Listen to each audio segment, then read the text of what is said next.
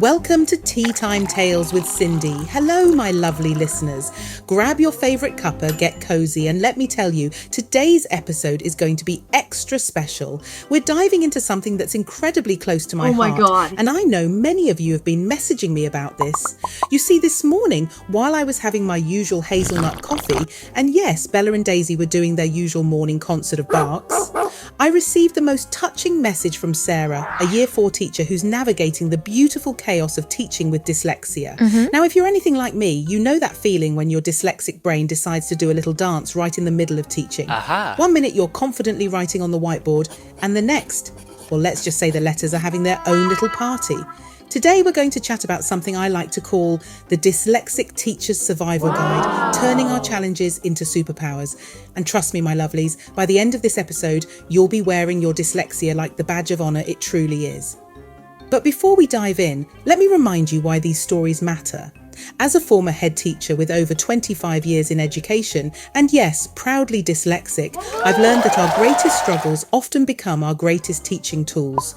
So pop your feet up, refill that cuppa, and let me share Sarah's story, and how we can all learn to embrace our perfectly imperfect teaching journey. Oh, and for those of you following along on social media, you'll find all the resources we mentioned today in my dyslexia-friendly planner.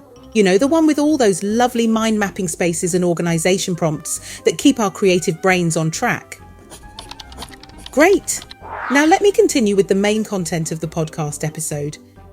Let me tell you about Sarah. So imagine this. It's a regular Tuesday morning in a Year 4 classroom.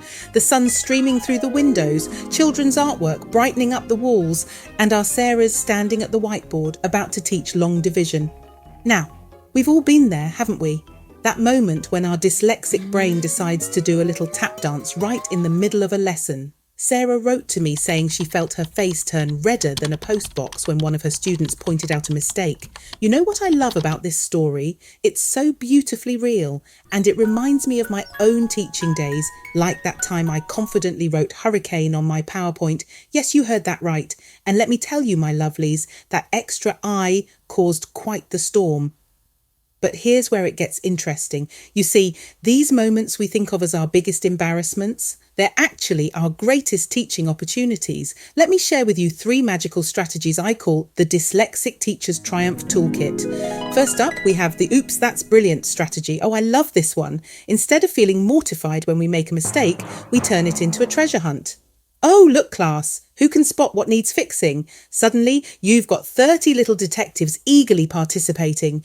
Secondly, and this is crucial, my dears, we have the prep like a pro trick. Now, between us, I always keep my trusty planner nearby. You know the one, with those lovely mind mapping spaces we created specifically for our dyslexic brains. It's like having a safety net made of organisation and creativity. And finally, what I call the This Is Me celebration. Because, darlings, when we stand in front of our class and openly embrace our dyslexic journey, we're teaching something far more valuable than times tables or spelling rules.